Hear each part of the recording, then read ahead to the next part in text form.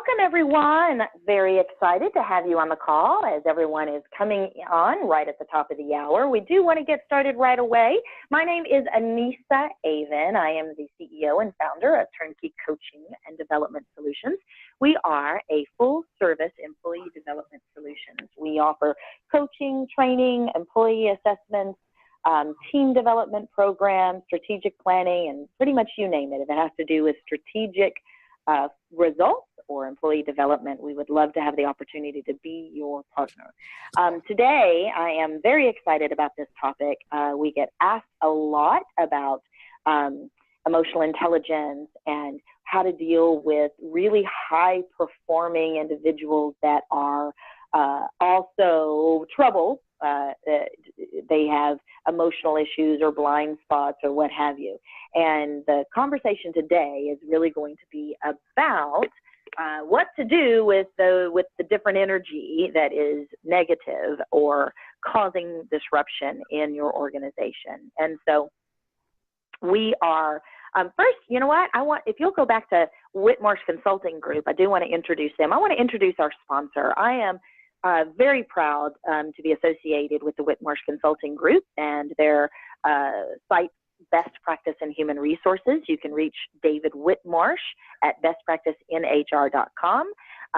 They are a pretty amazing group of individuals who customize marketing programs specifically to increase an organization's exposure on the web to targeted audiences. So thank you so much to the Whitmarsh Consulting Group. And there you go. If you can go to the next one. And that's me. And I think I've shared a little bit about Turnkey. We are grateful today to have Patrick on the call. I want to introduce you to Patrick. He is a master trainer, a certified professional coach. He works with many organizations in supporting them in their leadership development. He is a leadership trainer extraordinaire. The clients that we've had Patrick work on never fail to just give us rave reviews about the work that Patrick does in transforming executives and leaders at pretty much any level. He is Energy Leadership Certified. This is what I find so interesting. When I think about the results that he gets with clients, and his history. Patrick has always been a coach in his career. He was an educator for 25 years and, of course, was a coach for baseball. And he's also the author of Red Zone Fathering. I believe that this piece that he does around parenting, I've read some of his articles and what have you, is definitely a passion of his. And pretty remarkable that he finds time to do all the work that he does. But this particular topic, Patrick, what is it that makes you an expert on shifting the energy, and why are we going to talk about energy today? Why is this topic important? Well, first of all, Anissa, thank you for the kind words and greetings from the great city of Chicago. We are right in the middle of our 2 months of summer. So we are excited and to do that. And when we talk about energy, you know, energy is like water. It's that thing that's everywhere and you can feel it. And when you walk into a room with high energy or low energy, you can feel it. And you're like, man, wouldn't it be awesome if we could, you know, walk into things where there was high energy. And also, you know, there's employees like, man, that person's just a drain, or I don't want to be around them. Well, what can we do about that? And in my coach training and subsequent coaching practice, I use a assessment called the Energy Leadership Index, which is a really neat assessment that measures energy and that kind of thing. But the big thing is, how can we shift, obviously, negative energy in individuals and groups to more positive energy and more productivity? That sounds fantastic, Patrick. So I'm going to turn it over to you, and let's get busy to learn something. Great. Thank you, Anissa. And so let's get into it. Assuming everybody can see my screen, so let's get rolling. And here's kind of our agenda today. And you know, first we're going to talk about what's the problem. And you know, these aren't newsflash things. These are things that, lots of us recognize. So we'll roll through some stuff and some statistics that you may or may not be familiar with. And then we'll talk about what is this whole energy thing? And how can we kind of get our arms around it and shift it? We'll talk about of gales and storms, which is kind of my favorite thing.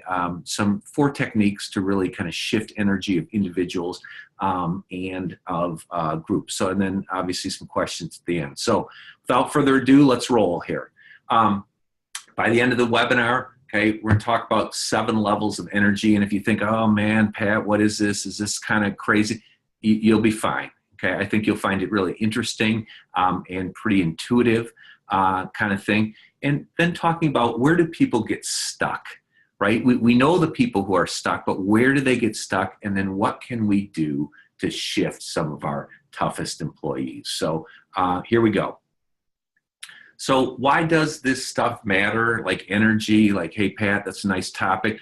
Well, when you have over half the American workforce saying they're not engaged, and almost half of HR professionals saying retention is a really big deal, and that very small amount of workers feel connected to their work, and just the cost of replacing people. I'm not giving you a news flash. This is stuff that has real cost, right? And all of us have seen people with negative energy and their costs. And just for a quick thing, and Anissa is in charge of this, but for a quick thing, if you've got your text box or you got your keyboard handy, what are some of the costs that you see just quickly in your organization from sort of negative energy people or negative energy teams? Just take a second, type some quick words in there. And Anissa, maybe you can monitor that. Just fire away some of the feedback that's coming in. Unhappy employees, increased turnover. All right. Yep. A lot of these are kind of duplicates because it is increased turnover, hard to hold on to good employees, higher cost just in emotional toll. Yeah, so just a lot of stuff, right? A lot of negativity. Corporate culture matters. Again, I'm not going to go through every inch of this thing, but if you look on the second one down on the right, recruits will accept a 7% lower salary to work in a good core values explicit culture. And I think, again, this isn't a news flash. I have a 25 and 22-year-old myself, and the millennial generation, they care about some different things, right? And there's tons of criticism and all that kind of stuff on that. But the whole thing of, I want this to be meaningful, I want this to be aligned, is important. And the idea of let's just kind of do it by compliance doesn't work really well anymore. So let's continue on. So if you can, and you should have a handout. Anissa, did we get that handout out to them? We sure do. Let me, while they're taking the poll, I will also text to everyone on the call the handout, so they'll have that. So I'm going to launch this poll real quick. All right, you guys should see a poll on your screen.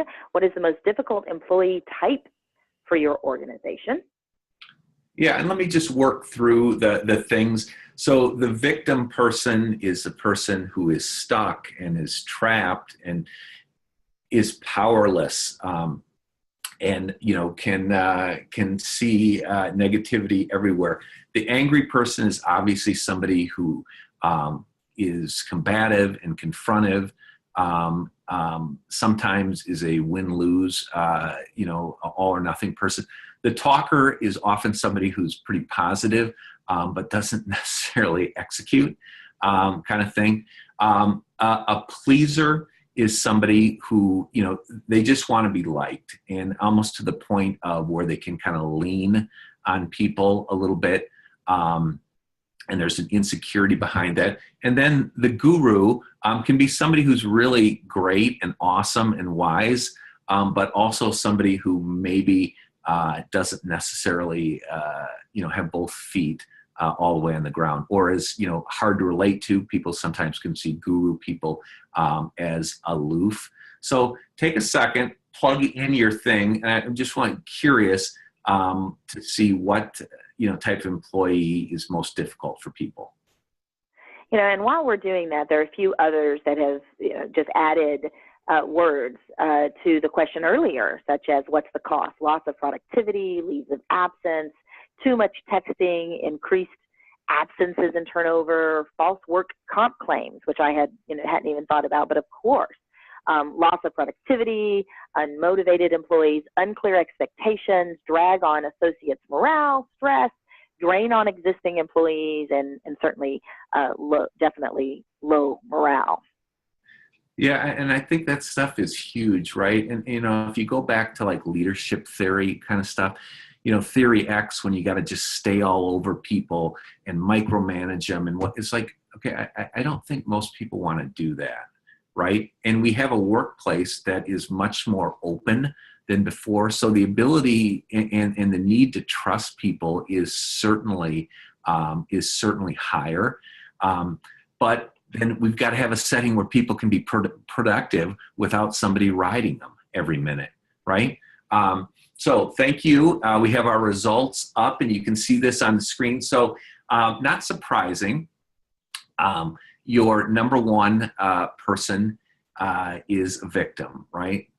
So these kind of energy draining kind of people. And number two is angry people. And we'll talk about those. It's not a surprise. Those are very specific type of energy, and we'll dig more into that. So thank you for that. And one person saying, the guru kind of wears him out. So I like that, right?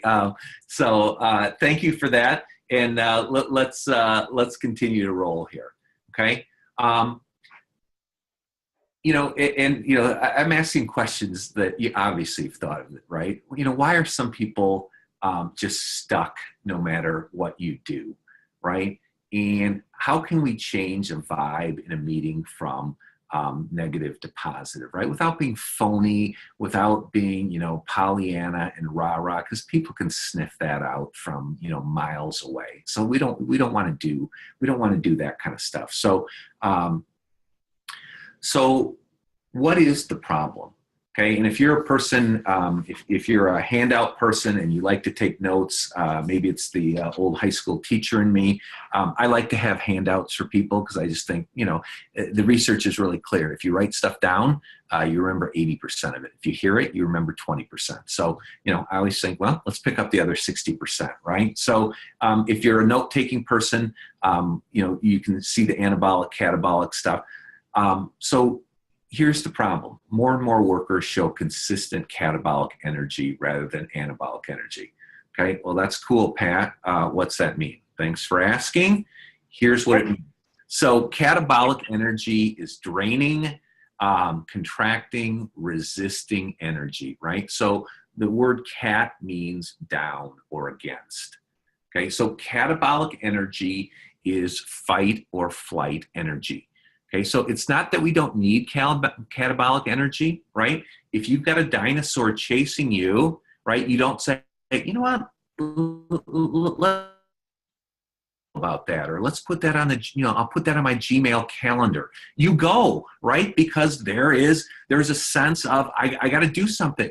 So catabolic energy is useful in some places, but it's one of those things, it's a nice place to visit. You don't want to live there, right? And we have employees who live there, right? Now, conversely, anabolic energy is constructive, expanding, fueling. So ana means building or upwards. These are people who you look and you think, man, I'm glad this person is on this committee, or I'm glad they're on the team. Stuff just goes better when they're there, okay? They got a good vibe, Okay. And they're a glue person. Everybody kind of rises up. We see this in athletics, right? You say, wow, everybody plays better when this person's on the floor or on the court or on the field. Okay. Well, that's energy, right? That's anabolic energy. You're like, okay, well, cool, Pat. Why don't we just have, like, how do we bottle this, man? Like, let's just launch some of this catabolic energy and move to anabolic energy. Okay, well, and why do you care about this? Here's the numbers, right? Okay, this is a study from an organization called IPEC, and basically saying anabolic workers versus catabolic workers, right? Okay, so 230% higher communication skills, so almost 2.5 times higher. Look at leadership ability. I tell people this: look, there's not very many leaders who are negative people. Okay, occasionally you get a genius who can ride people and be crazy, but most leaders are can-do, anabolic people. That's not that's not an accident, right? You guys, from the thing earlier, hey, time management, right? If I have a building, growing, anabolic outlook, okay, I am 5 times better with my time management, 4 times better with my productivity. So you can look at this stuff. And so it's not just sort of like, well, Pat, that's really neat, that energy stuff. I just learned something cool today. I wish it had something to do with, our organization. Well, no, actually it has a lot to do. Okay, if we're trying to create cultures where people get stuff done and want to stay, and you're not continually paying for retraining, okay, this stuff makes a ton of difference. So let's talk about, go ahead. One of the things about the statistics that you just shared is that so oftentimes we partner with our clients to help them build the case for whatever program or initiative they want in support of culture change or employee development. And we use things like this right here when an organization says, well, part of our challenge is our frontline people just don't have very good time management skills, or the productivity needs to improve. And what you're sharing with me right here means that we can actually calculate if there's a way to put a name on it. Oh, this particular team is frankly more destructive or catabolic versus the other way, right? So, yep. Anabolic. I knew it. My challenge with these words is I'm not familiar with them. So one of the things I'm hoping the learning outcome for even myself is really wrapping my mind around why is this important and how will it help us? How will it help us? And that's the piece around understanding the difference between draining and contracting, or catabolic and constructive and expanding. And what I was going to say is that these percentage hires can be put into a formula to actually calculate what it costs an organization when they know they have disruptive or catabolic teams or employees, exactly what it costs them in hidden costs, because they could be this much more productive, have this much greater health and wellness if they would address the problem and support people in shifting who they are and how they show up. Yeah, absolutely. Absolutely. And it's one of those things you can feel intuitively, right? Like you can feel when there's a negative energy or vibe. This just puts some numbers to stuff that I think, most HR professionals and other leaders recognize. So let's talk about shifting energy, right? So if I start catabolic is typically victim energy, angry energy, and blame energy, right? So victims get their power from being powerless. Oh, there's nothing we can do here. Okay, angry people tend to see things black and white, either or. They don't look to solve problems. They look to make sure they don't get blamed, right? Okay, well, what we want to do is we want to shift that to anabolic, right? Okay, so anabolic energy, people take responsibility. Okay, there's a sense of peace and joy and alignment with what they're doing. Okay, so it complete shift, and obviously great outcomes working in groups as well. Okay, all right. So here's a question for you: as you look at that sheet, that I gave you, I have the different types of workers, right? So we'll get more into detail here in a second, but victims and fighters are what we call the most catabolic energy, right? So those are people who are angry, and those are people who are victims. Okay. And you've already identified that's where you're most, that's where you're most concerned. So if you want to look at that sheet, the spreadsheet where it talks about how they show up, kind of thing. So if you look at like the victim thing, I'm so overwhelmed. There's nothing I can do. Why are people against me, right? So they want to let people know how difficult their life is. They're not actually in problem solving mode. Okay, so they need to be shifted out of that. The level 2 people, the fighter, okay, are highly catabolic. They will rise up and they will argue with you. Okay, so they will argue with you, and not necessarily productively. Oftentimes these people are contrarians. They're critics who think it's their job to kind of keep, bosses and that kind of stuff in line.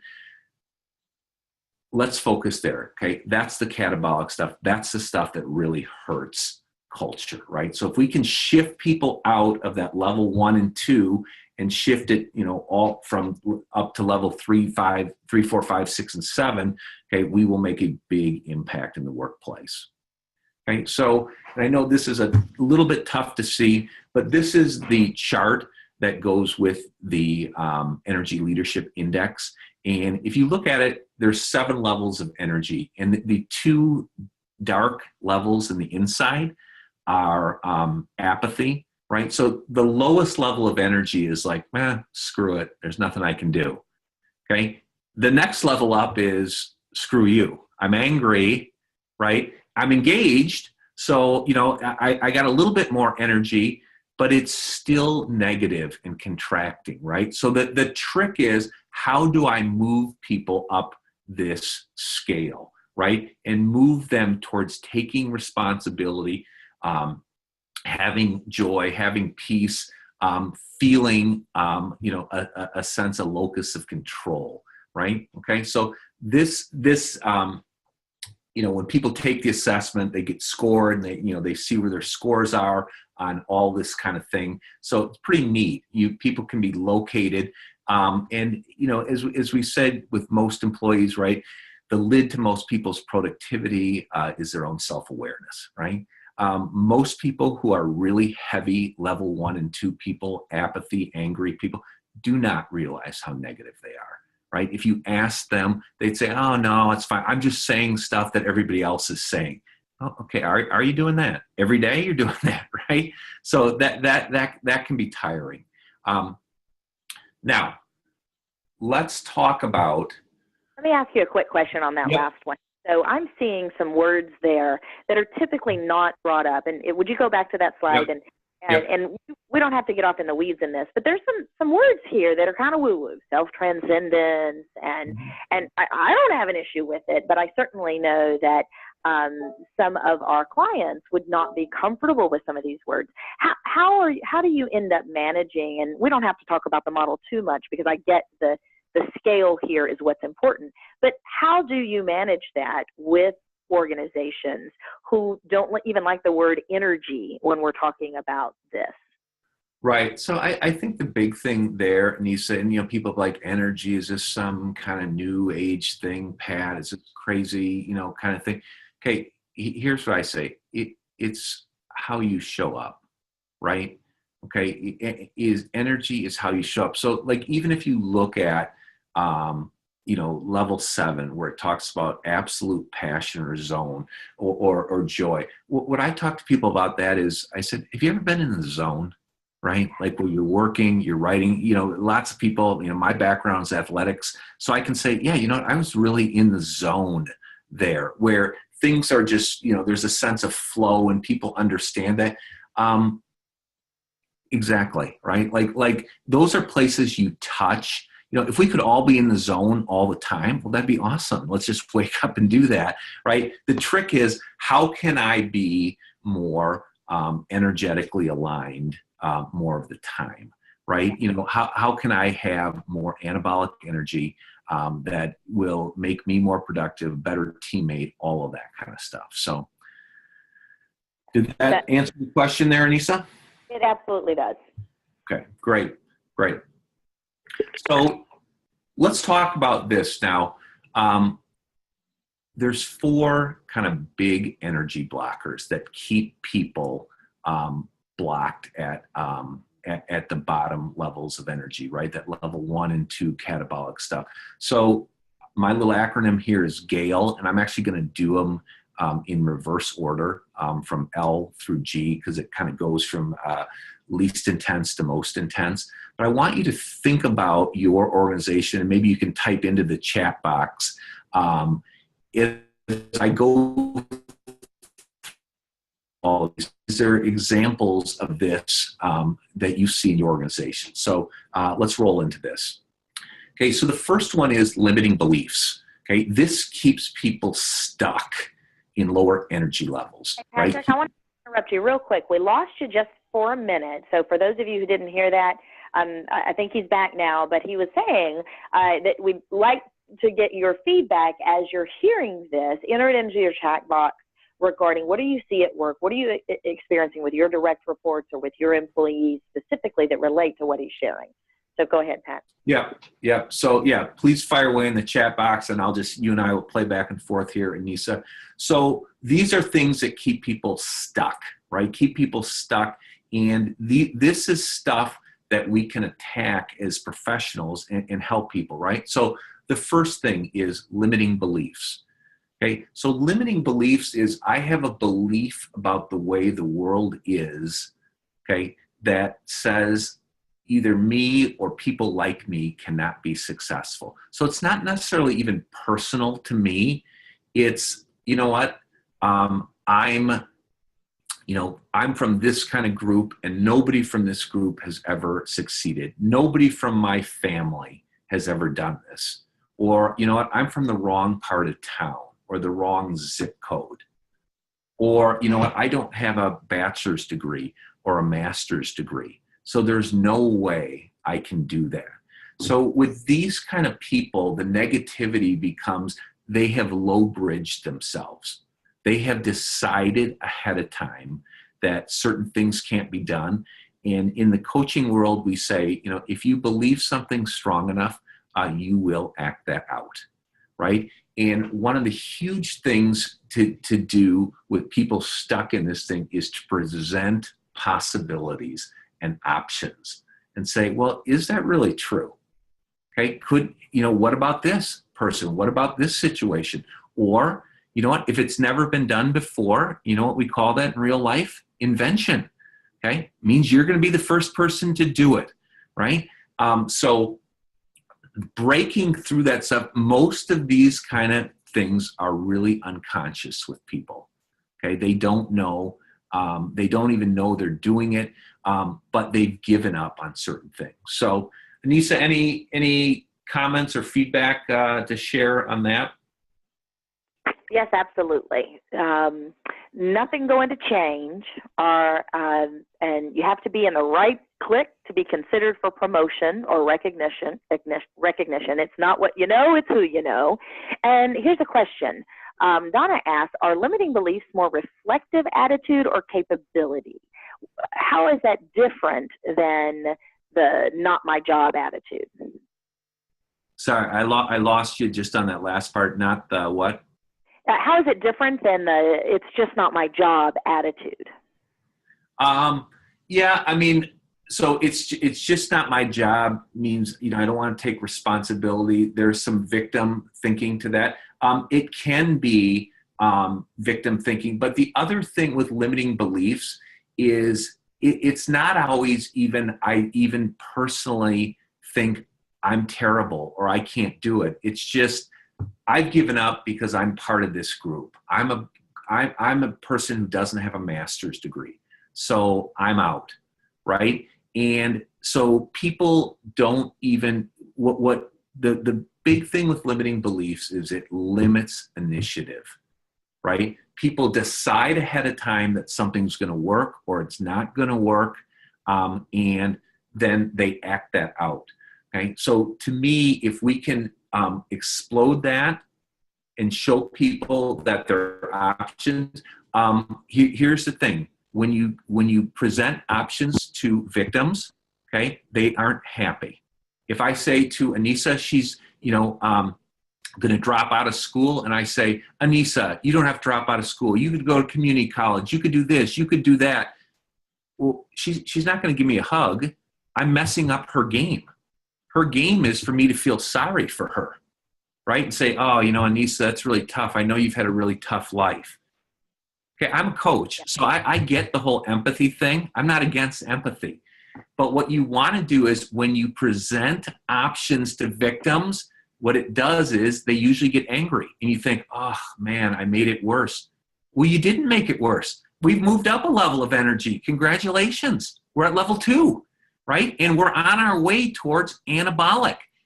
Most of the time with victims, when we get angry, the mistake people make in corporate settings is they back off and think, oh, dude, now it's even worse. No, it's not worse. They are higher. They are at a higher level of energy and engagement, and they are on their way to anabolic energy. So to me, expect people caught in victim mode.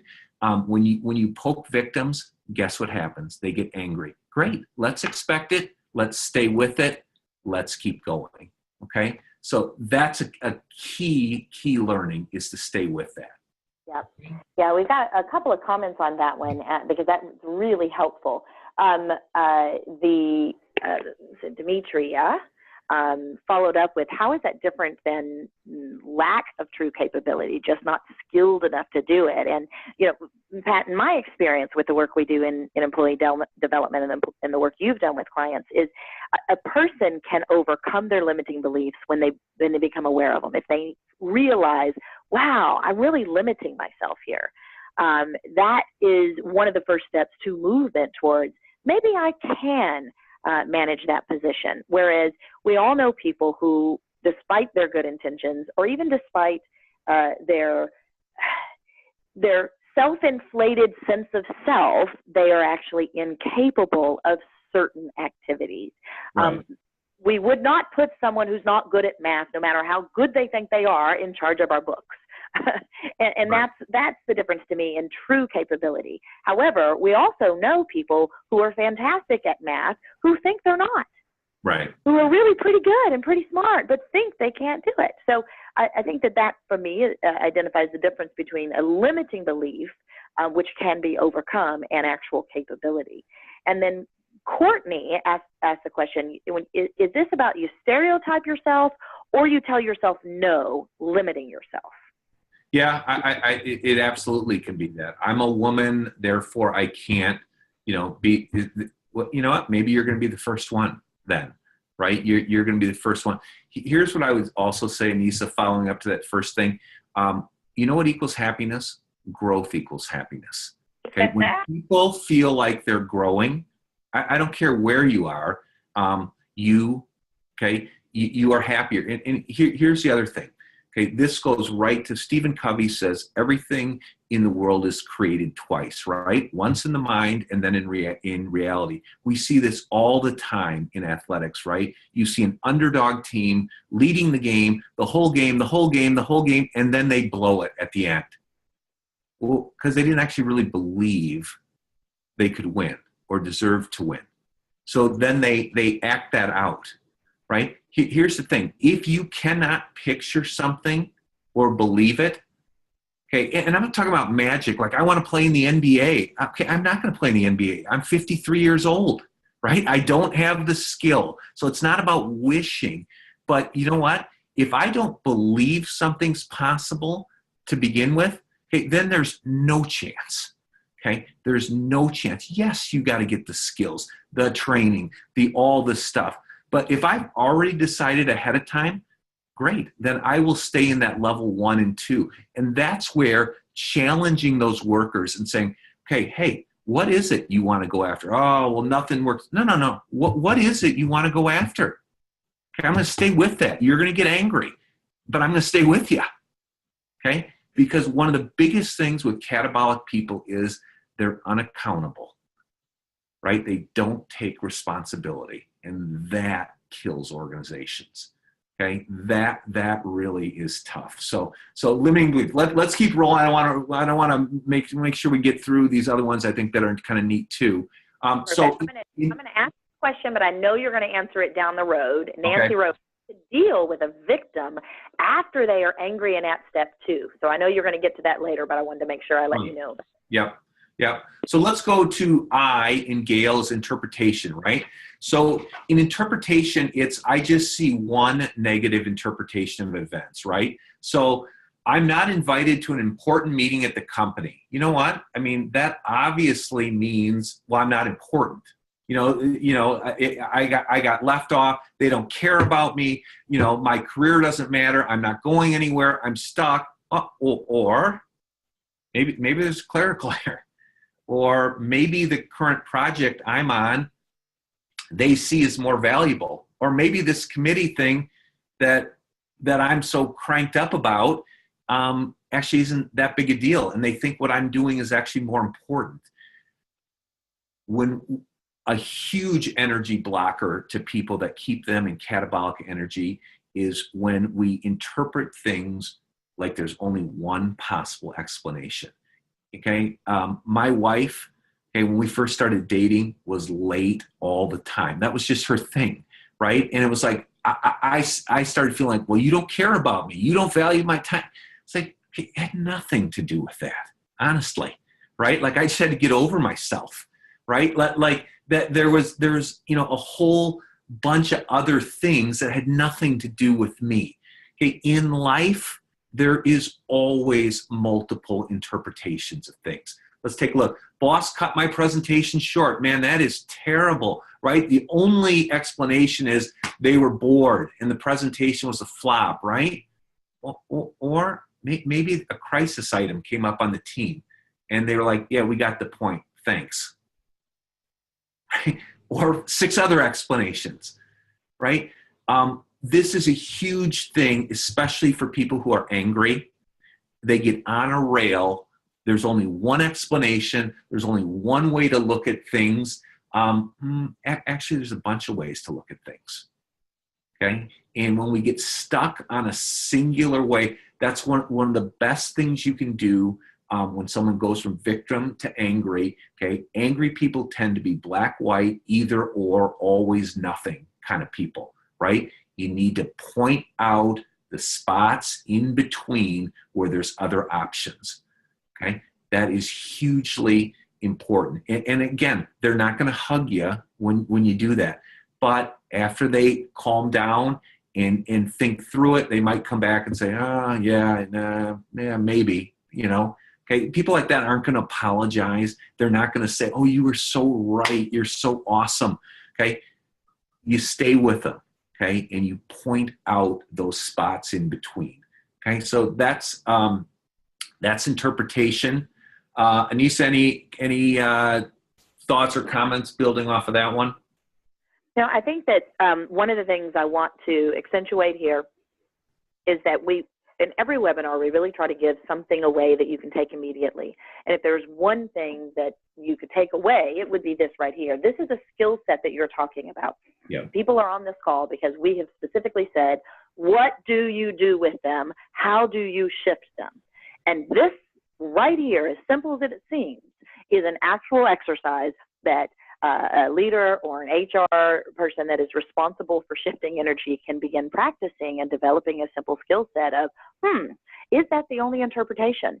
Or what else might be? And that is something that I've seen when people develop this skill, it truly can change an organization.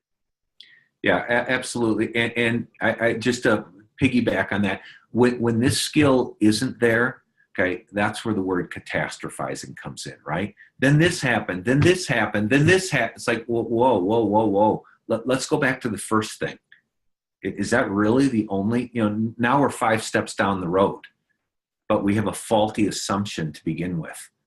Okay, that's where people get cranked and get nuts on things where the initial assumption isn't there. So that's interpretation. Let's keep rolling. We got a couple more. So assumption. Okay, this happened before, it happens again. Okay, so this is what we call always and never thinking. Right? Man, I had a bad, my last performance review was poor, so the next one's bound to be as well. This training is just like the last one. Dude, another webinar, we got to do that. Okay. Always, and here's another little nugget for you. Always and never actually don't mean always and never.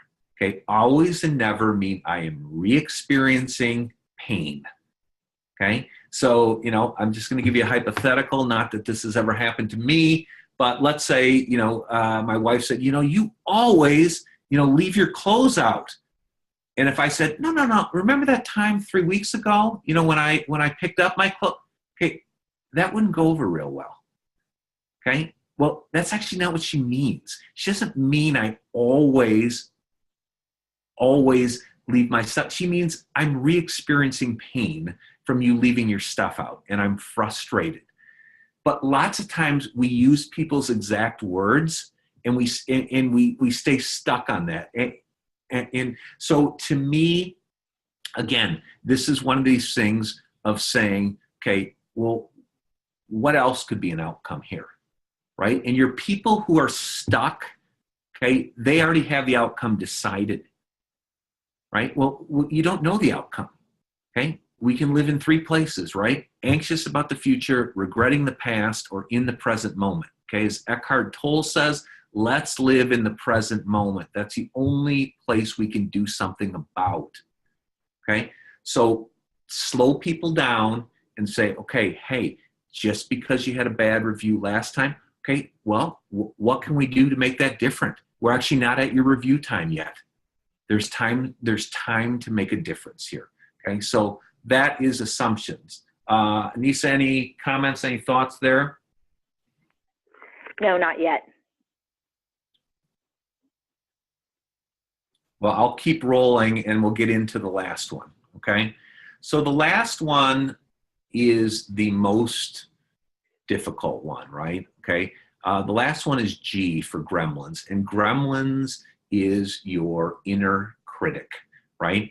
It's that negative voice, negative self-talk. All of us have a little bit of gremlin. Some people have a ton of gremlins, right?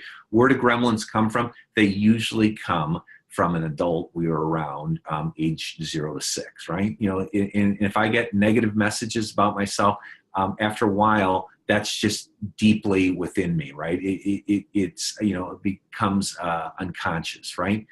So what are some of these messages? People have messages of, I'm not good enough. Okay, this is ruined. It's a huge gremlin message, right? One of the things I say to people is, there's not very many things in life that are absolutely ruined. Like ruined means they can't be redeemed at all. Okay, there's very few things in life that's actually really true of. It will never work out. Again, if I believe that, and then I don't do anything, and then I say later, yeah, CPAT, it didn't work. Okay, well, why didn't it work? If I decide ahead of time and then I don't do any work, I didn't make the basketball team. Well, did you do any practice in the summer? Oh, it wouldn't have mattered anyway. Okay, well, that's probably why you didn't make the team, right? So, calling that out, that victim energy out. Now, I don't have any luck. This is all stuff where people, they're basically saying, I have no locus of control here, right? Okay, so now take a quick thing on the poll. Anissa, I don't know if do you have this poll or no, or we can do it or not do it. Yes, let me launch that.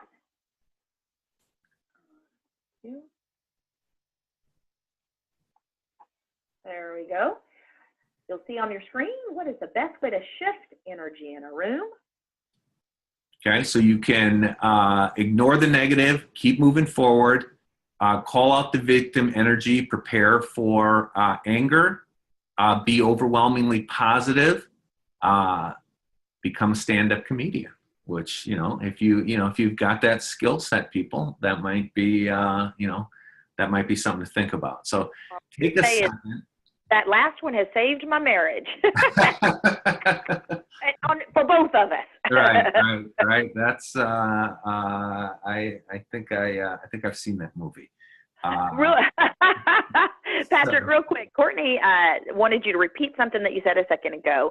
She writes, say that again. Anxious about the future, something about the past, and living in the present. So I would really encourage you guys, if you like some of this kind of stuff, a great resource is a book called The Practice of Now by Eckhart Tolle. And let me just give you the Cliff Notes version. He basically says you can live 3 places in your life. I can be anxious about the future, like, oh my gosh, so these are people who are heavy worry people. I can be regretting the past. So these are people who dwell on things. These are people who, over and over, beat themselves up for mistakes, can't let go of things. Or Eckhart Tolle says, I can be in the present moment, right? So this is all that stuff, that, we talk about mindfulness and meditation and all that kind of business.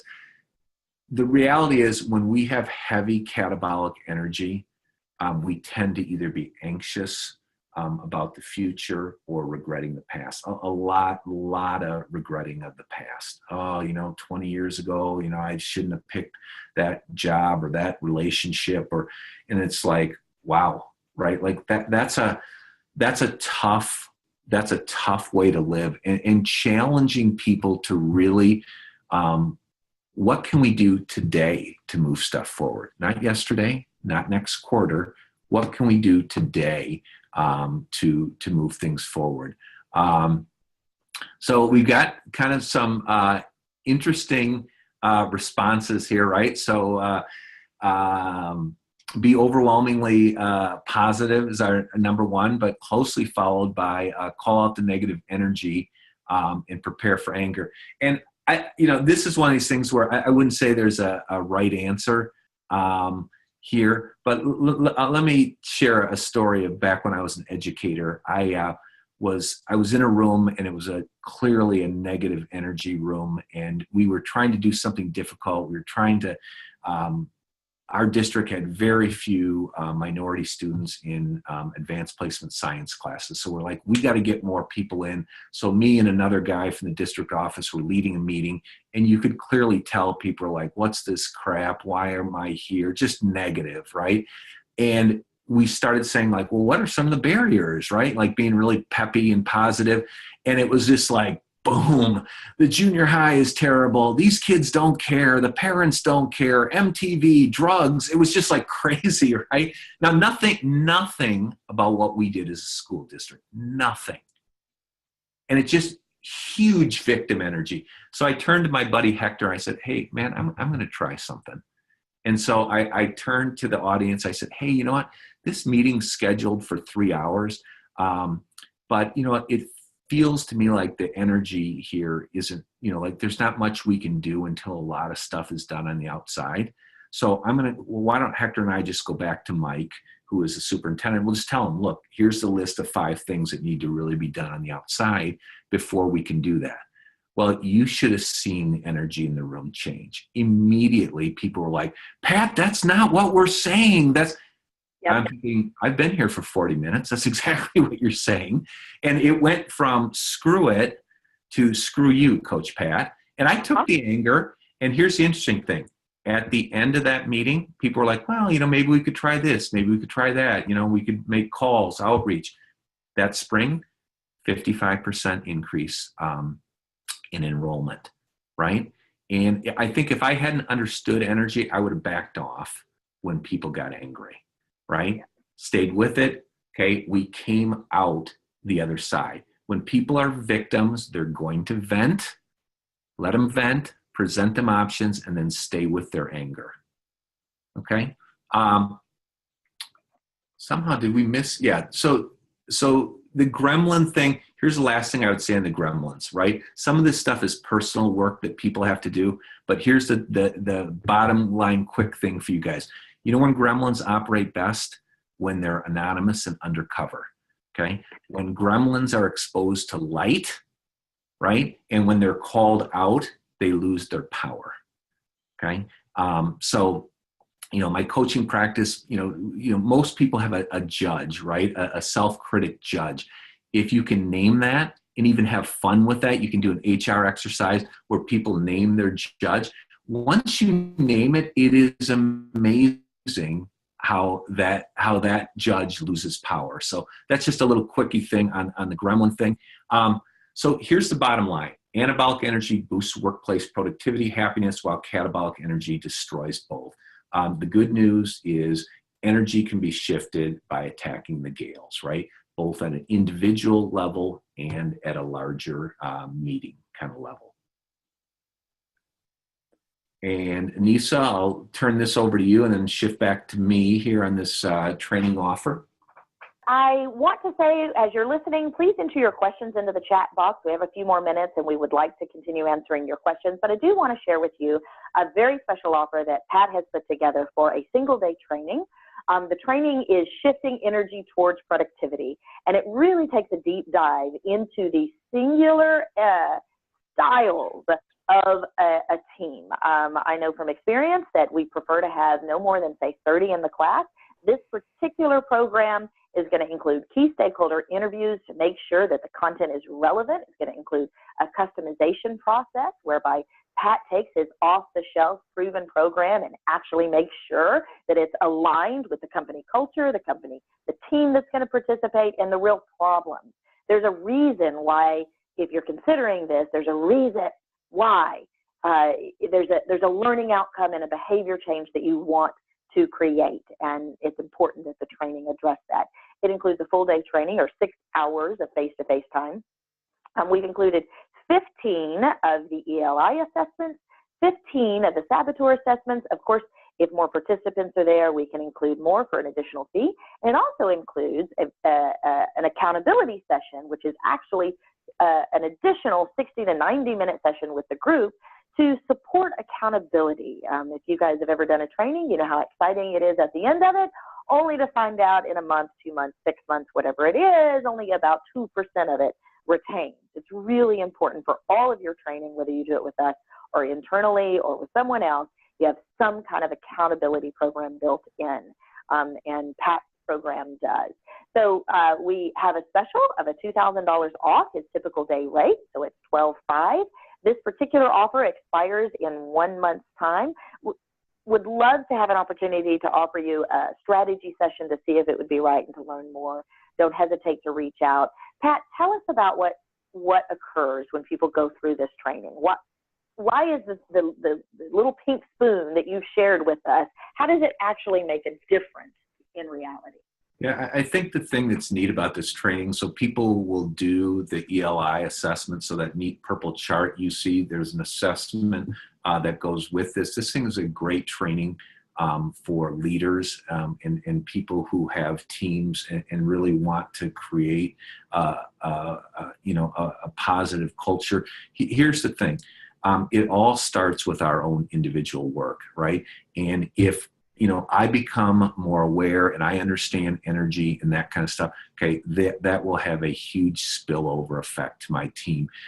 So the saboteur assessment is really a great thing where we can get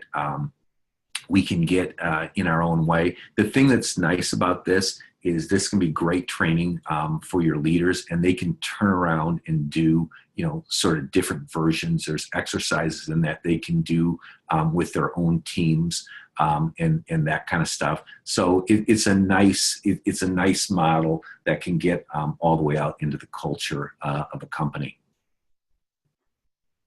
Excellent. It doesn't look like at the moment we have any other questions. One of the things that you shared that I'd like to add is just the takeaway was that naming it allows us to move it to a solution.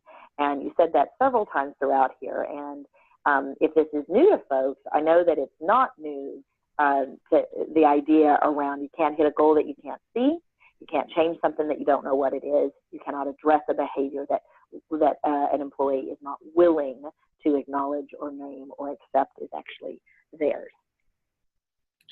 Yeah, I mean, there's a reason that our own, personal names are powerful and that people respond better when people call us by name.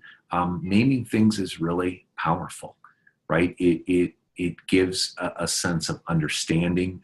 It gives a sense of having some locus of control. Because like this energy thing, everybody on the call understands when you walk into a meeting and there's negative energy. But if we can name that anabolic, catabolic, victim, anger, shifting, limiting beliefs, gales, and we have some language, that's what actually, takes it from, wow, that's an interesting theoretical idea, to we're actually doing something to move the culture forward. Yes, I love it. So Jennifer, I want to address her question. Jennifer writes, our organization merged last year with a smaller agency being absorbed by ours. However, the new CEO is a smaller agency's CEO. There are a few managers and long-term employees with the smaller company who are stuck in wanting things to go back to the way they were. They are negative, low energy, and are not very productive. The manager at that location is hurting the merger. How to move forward when the CEO is not seeing what is happening at that location for what it is. Yeah, I mean that obviously that's a challenging situation, but I think that starts with talking about concerns of productivity, of energy, of bottom line stuff that people actually care about, right? And if you can get people engaged in that thing, you say, well, you know what, there's some interesting concepts around energy and that, that kind of thing. The whole business of we used to do it that way, right? That's people who are stuck in catabolic energy, right? Because they're experiencing grief, right? So grief is anytime we experience loss. So these people are experiencing loss. And when people experience loss, they either go into the, God, poor me, it was so great in the 1960s, or they become angry. Like, how come these people who come, well, the point is they're stuck. Okay, what do you do with people in catabolic energy? You let them vent, you present them options, you stay with them to move them forward. That's what you always do. Let them vent, present options, okay, and then stay with them to move forward. So that, that's how, I would attack that. I think that's very helpful. I want to ask another question, and I'm not going to say your name, her name. In our last employee engagement survey, it was determined that our HR department was the most disengaged department. We are currently trying to identify action to increase our engagement. Do you think that this training is something that will help to address the underlying issues of the disengagement?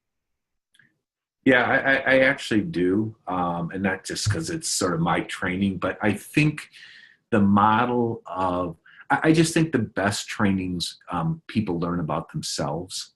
Okay, everybody likes their favorite person, which is themselves. Right? So when I learn about myself, I am intuitively more engaged. And once I got that, it's almost like you sneak in the learning about the larger group, because people are like, wow, this is interesting, right? And oh, I see that, I wish my husband was here, like that kind of stuff. They get into, so when people gain self-knowledge, the idea of expanding it out to the group, it's not a big leap anymore, right? Because people actually get excited because they think, oh, you know what? Now I know why that's happening, or this finally makes sense to me, this thing I've seen for 3 years. So that's what, I would throw at you, that self-knowledge is really a propellant on these kind of trainings. Yeah, I think that's very helpful. And I think the piece that you said about the learning about oneself, when a group comes together and they can identify, hey, we have disengagement, and two, we have to take responsibility for that. There is something here. It's not outside of us. It's right here on this team that's creating an unhappy environment. What are we willing to do about it? And what are the issues? And like you said, if you can put a name to it, then it's not a personal attack on someone that perhaps is a victim or is always angry, but it's this energy doesn't work to produce a productive workforce. Let's come together to shift it, to change it. And I think that that's what you're sharing here. Yeah, and just a funny story on that, Anissa. I had somebody say to me one time, they said, man, this team just really stinks, right? And I said, hey, I have a question for you. Are you on that team? And they're like, yeah. I said, well, you're part of the stink then, okay? Right? Like, let's not talk about like the thing is, let's not talk like it's something other, right? Because when the stink is outside of me, that's all catabolic level 1, level 2 thinking. Right. Yeah. So that person looked at me like, hey, you got three heads here. But, I wasn't, and I said it in a nice way, but it's like, you're on the team here. You have some ability to impact the team. Right. And so for good or ill, we're part of what happens in the reputation of teams. So let's not talk like we're outside of it. That's victim talk. Well, and I know that we are right at the top of the hour. There is one more question that maybe you can answer in a minute. Sure. They wrote, I understand working with catabolic energy associates. How would you facilitate or foster anabolic energy associates? I think, focusing on, so when you focus on the traits of anabolic stuff, I would do stuff like, Patrick Lencioni does 5 dysfunctions of a team and that stuff. I would talk about what are the characteristics of the best teams, right? The best groups, the best teams have norms and they actually follow them. They're not things that are just written on the wall. People actually follow that kind of stuff. So they actually listen to each other. They actually, brainstorm. They don't interrupt, all that kind of stuff. That's what creates anabolic energy, right? When you have positive agreements. So, and not just like phony stuff like, oh, we got to do this exercise because someone from HR said we need to do it, that people actually take it seriously, right? That's what fosters, anabolic energy. Excellent. Wow, really, that hour went by really fast. So thank you so much, and thank you everyone for joining us. I look forward to answering your questions. I know quite a few of you have said, I want to have a conversation about that training. So I would love to have that opportunity to speak with you and learn about your organization. We'll just see if it's a good fit. We'll get Pat on the call if you want to dive a little bit deeper into the specifics of your team. We can be reached at 281-469-4244. Thank you everyone so much for joining us for lunch today. And Patrick, fantastic as always. Thank you so much for being you and for sharing your wisdom. Yep. Thank you. And keep the anabolic energy going, people, and attack the day. Thanks. I love it. Awesome. Thank you, everyone. Have a fantastic weekend.